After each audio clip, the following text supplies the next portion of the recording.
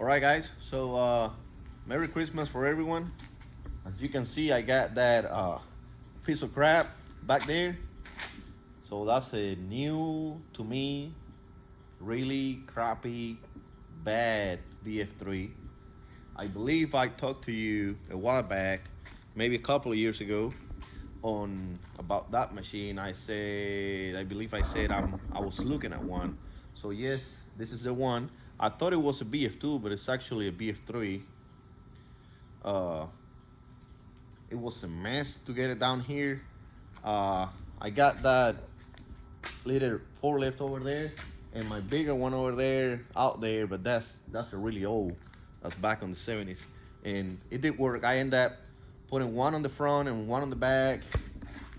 It came on this big pallet. I just filled it up with the stuff I took off the machine already, and yeah, I wanted to show it to you. There it is. It's ugly, it's dirty, it's old. It's got 10,000 alarms on it. You can see over there, hopefully. That's all the alarms it's got. It's got what? Program data, tool on clamp, lid screw, blah blah blah blah, rotary, all kind of stuff. So spindle drive fault, over voltage, emergency. I don't know. I don't even know how to work this machine. Just resetting all of them, and the spindle over voltage comes back on. Overheat, sorry. Spindle overheat comes on. So, but anyway, I'm back here looking at it. That relay right there, don't stop doing that. It says high voltage present here on the vector drive. It's so dirty. It's missing all the rails covers. I mean the wiring rail covers. It's got parts in there. There's a ton of chips everywhere. See down here? I mean, ton. Just took the covers off a little bit ago. Spindle up there. Hopefully you can see it. A lot of chips over there too. Let me get a light. Wait a minute. Let me find a light. Yeah, wanted to show this video because I thought when I first got it, I said, well, which I got it yesterday. No, day before yesterday. No, day before the day before yesterday. So 3 or 4 days ago. Anyway, so you see how much chips all over. I took all the covers off. I'm gonna spray wash the thing and all that, get it all clean. That sharp over there came almost the same way. It was all dirty and full of chips. See how much chips in there. Those over there are big old chips. So they wanted to kind of break it. But anyway, so what happened is, so I bought the machine, unloaded, put it here. I thought I'll plug it in and it worked. I took my C-axis motor off. Anyway, I had the same alarm before I took the motor off. So let me turn this off. It just bothered me. That relay bothers me. That on and off stuff. Okay.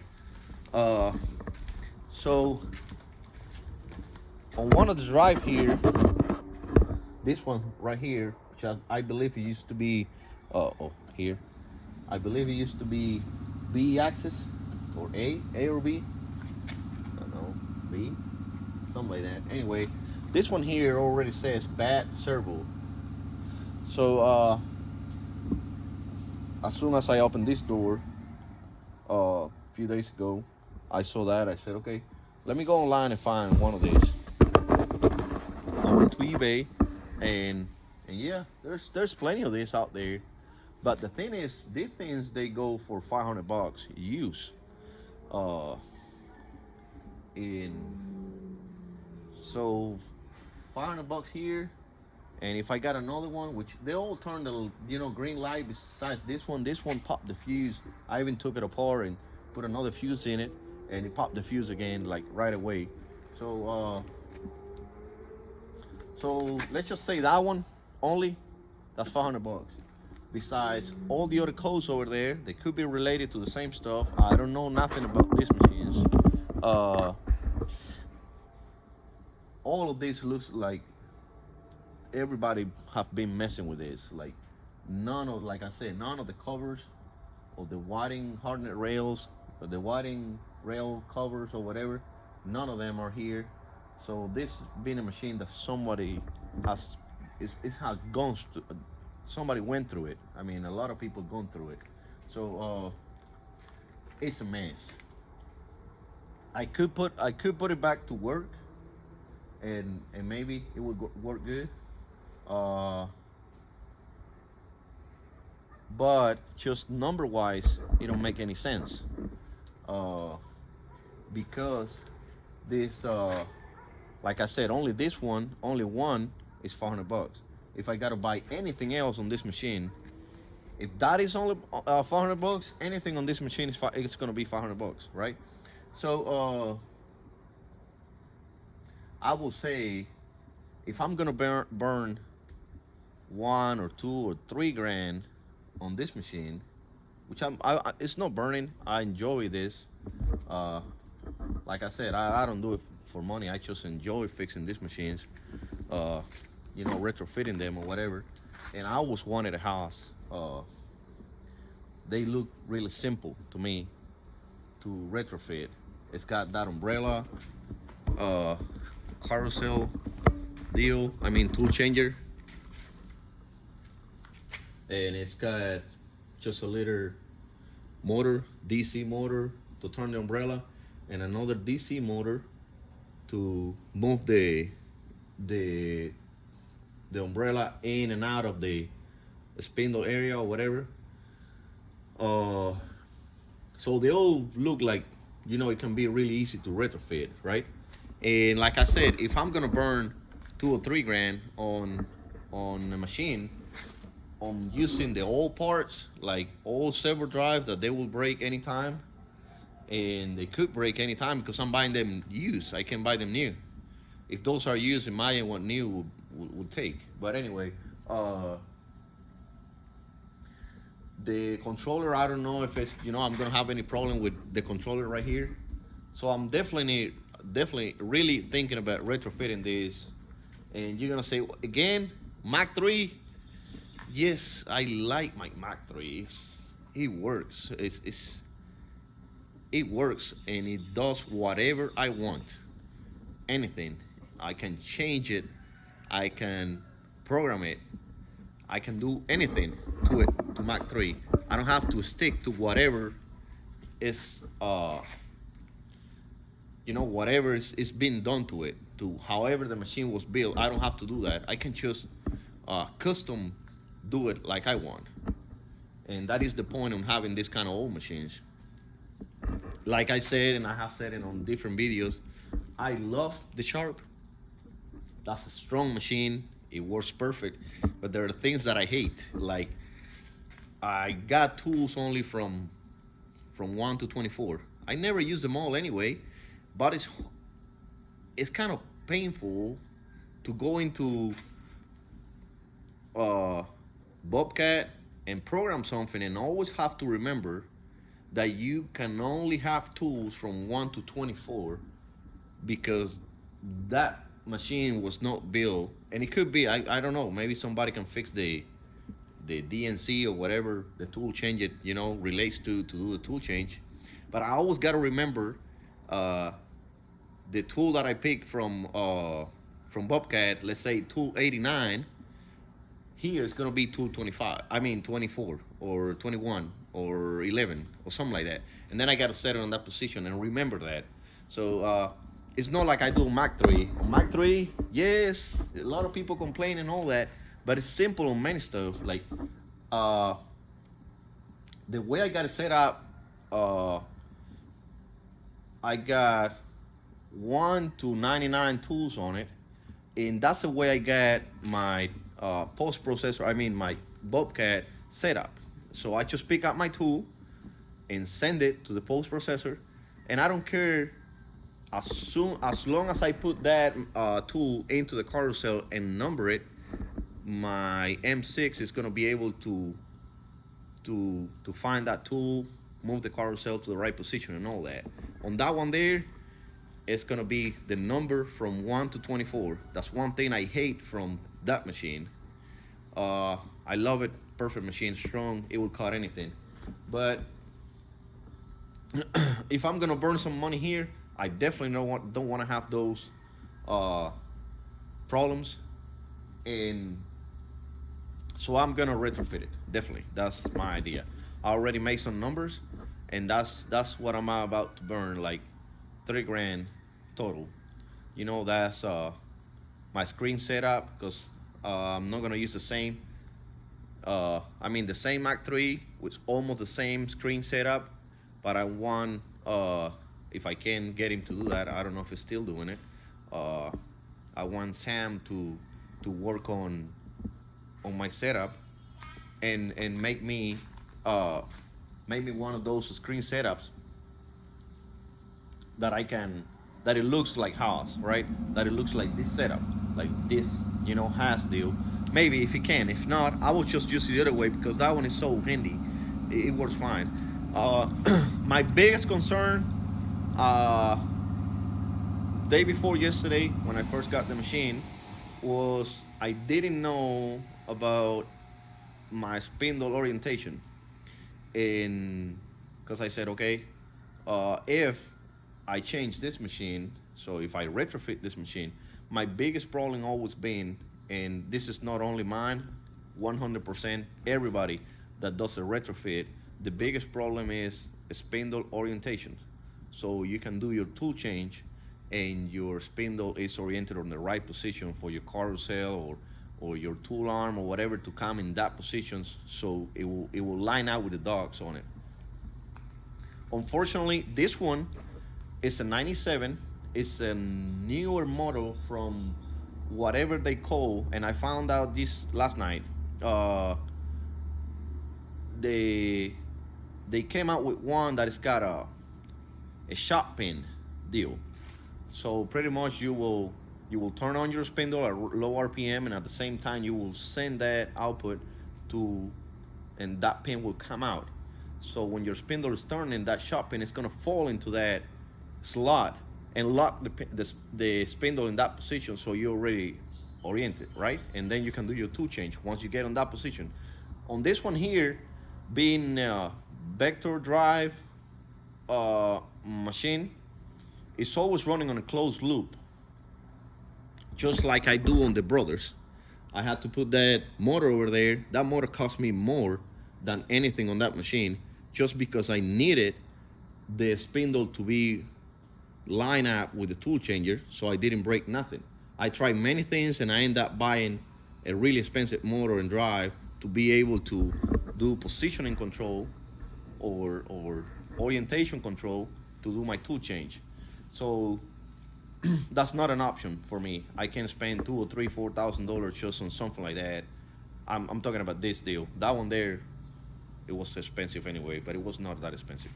I don't remember now, but so that was not an option. But it looks like, I'm not sure, it looks like, I was looking at a video from that guy, which I'm gonna give him a call anyway, CNC repairman. I was looking at a video, he was showing all kind of belts, encoder, all bunch of stuff over there, and it looks like I can always put that shot pin ring or wheel or whatever, convert it into this machine, so I can pull that encoder gear out of the gear, yes, the gear shaft, yes, the gear shaft. I can pull that one out and then put that wheel on it, which has got the slot for the shot pin. So that's what I'm thinking I'm gonna do. I'm gonna pull that pin out and put that wheel on it and just convert this machine to the old style. And then I just run a cheap VFD on the motor, and that will stay really cheap. The biggest problem, the most expensive thing is trying to orientate that spindle. But if the older machine came with that, I'm gonna try to buy that shot pin wheel and probably the cylinder and the pin and all that, convert it into this one, swap it into this one, and that way I can orientate and do my tool change. So yes, the NEMA, I mean these machines, at least this one, is a NEMA 52. Remember this, it's a NEMA 52, 130 millimeters motor. So, and that motor is the one I get here on the Cincinnati. Hopefully you see it over there, okay? And so that's a NEMA 52, that's a 2.6 kilowatt. I'm gonna go with that, and I'm also gonna go with the brake. So this machine, they got that counterbalance, which by the way, on this machine, it's got some pressure on it. It's got about 900 PSI on it. 850 maybe? Yeah, it was 900 when the CS was down, so, and I believe it's gotta be higher than that. So it says Vf3 and 4, 1150. Here. It says Vf3 and 4, 1150. So maybe it's not high enough, that's why it's dropping down all the time. But for just for making sure that never happens again, I'm gonna go with a brake motor, just like I went on the Cincinnati. It's gonna be a couple of $100 more, but I'm gonna be safe on that. Anytime I E-stop, it's gonna hold my C-axis on that position. It's not gonna let it move out of there. So yes, I'm gonna go with a NEMA 52 up there, and I'm gonna go with NEMA 42 down here, which the old NEMA 52, right? But the NEMA 42 that I can get online, like I put on eBay, like I put on this machine here on the Cincinnati, they're 110 millimeters wide, but they still get 10 Newton meters torque. So they got plenty way more torque than this machine has on the factory motors. Factory motors on this one, they're 5.39, so 5.5, something like that, Newton meters. So even if I go with the smallest one, I believe, on NEMA 42, I mean 110 millimeter wide motors, I believe minimum is like 6 Newton meters. So that's even, you know, the same size or really, you know, a little bit bigger than the factory one. So NEMA 42 on X and Y, and NEMA 52 on C-axis with the brake. So these are just numbers, like I said. 2 NEMA 42 for X and Y, 152 for C-axis. That's around $900 or 900. No, it's more than that. It's about $1,100. That's 3 motors and drive for all 3 axes. And then if 20 horsepower BFD for the spindle motor, it's around $400. So another computer like this one, I got it all on eBay, you know, set up over there on the cart. I'm about to buy it. Another computer like this, you know, a cheap Dell computer, around $200. What else? So I got the 3 motors, the computer, the 3 motors, the computer, the BFD. Oh, I got the tool setter, the tool height setter, and the probe. That is around another $400 or $500. I still gotta call CNC for PC and buy some little wires because I got some extra control boards. I mean, the breakout boards that I'm gonna use from CNC for PC. Uh, so I believe I'm gonna be close to 3 grand. Yes, when everything is said and done, I'm probably gonna be around from 26 to 3 grand on a whole new, complete, setup. Everything new. Uh, and I'm talking about a screen set, pro, 3 motors, computer, breakout boards, relay boards, uh, ribbon cables into the breakout boards. What else? MPG. What else? All of it is gonna make 3 grand. So I believe it's really worth it. I'm not gonna try to keep whatever is in here. Uh, I thought I would, but no. After I took a lot apart and I saw the prices on those servos, it's not worth it. So try to stay tuned. I'm gonna start vacuuming some of that.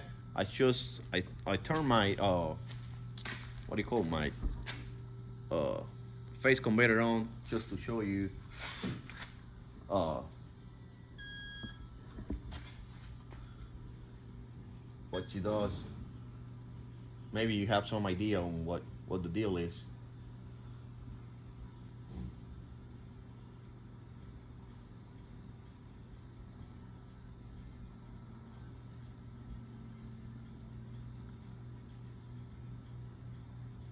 I don't know if this is one of those that you call.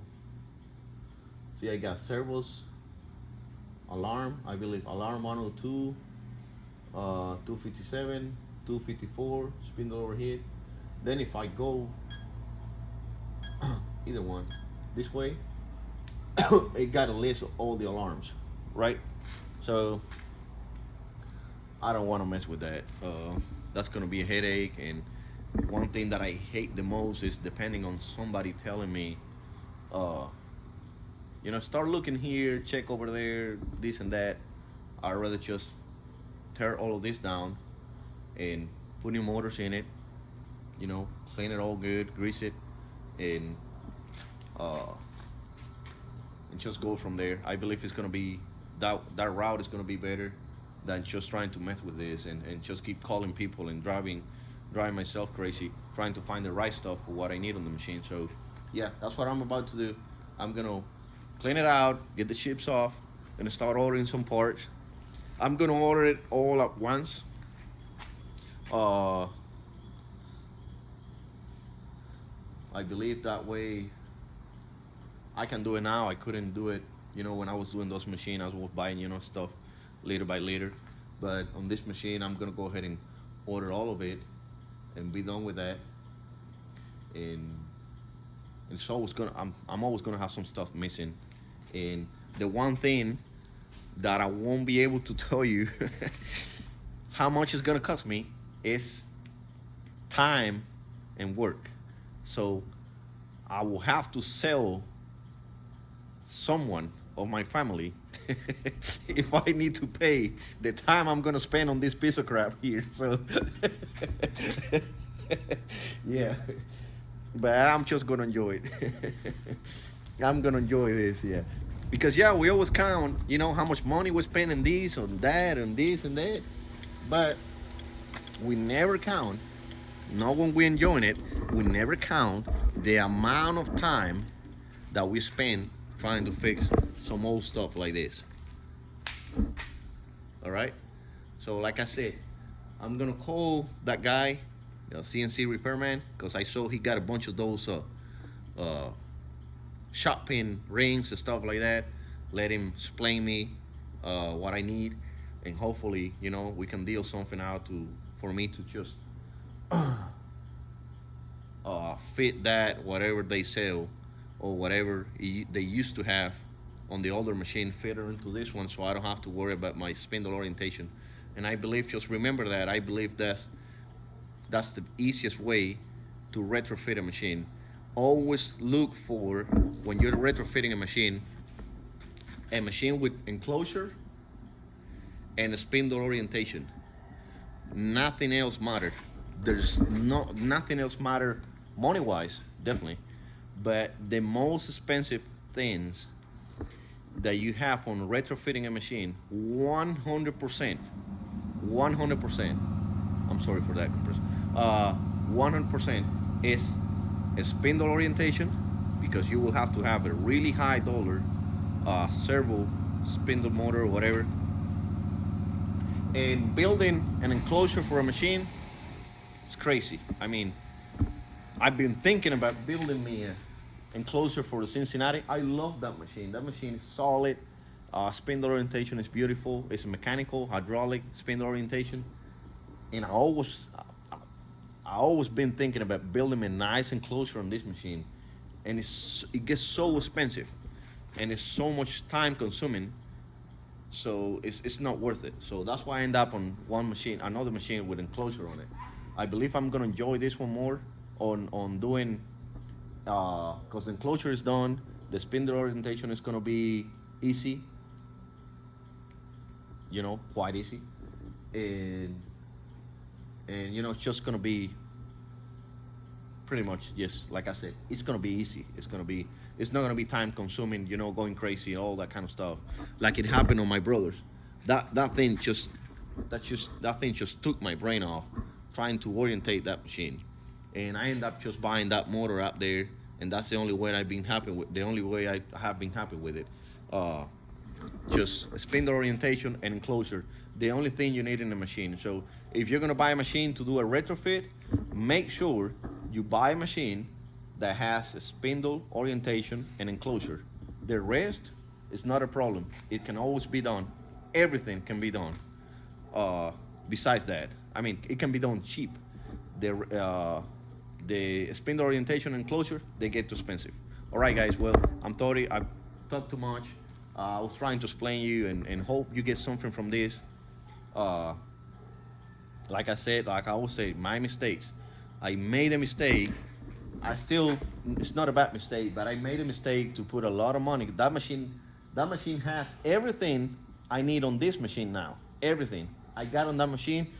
I wish I can transfer it all over there and not have the pain that losing that machine. But the reality is that the best way that I will have the Haas is taking everything out of the Cincinnati and put it on that one. So that will save you money. I'm definitely not gonna do that. I like it the way it is. So I'm just gonna copy everything I got over there here. The NEMA 52 on Z-axis, the 42s on the bottom, same computer, control boards, breakout boards, relay boards, all of that. Kind of copy all of that and put it into the Haas, and this is gonna be a nice machine, way nicer because of the enclosure, not the orientation, but the enclosure. I'm gonna enjoy that. All right, guys, well, have a good night and Merry Christmas.